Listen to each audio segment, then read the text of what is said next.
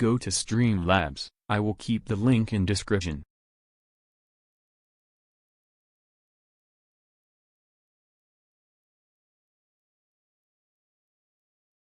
Then go in Dashboard.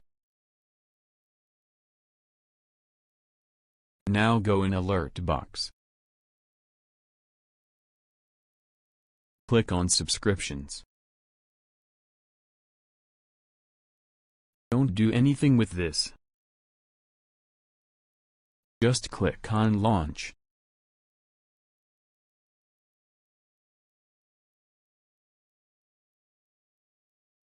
Open OBS.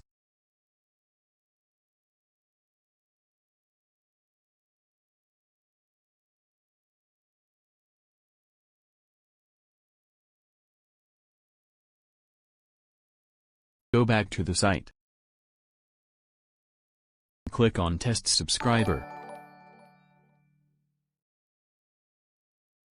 Here you go. Hope you understand it. Make sure you like and subscribe for awesome tutorials.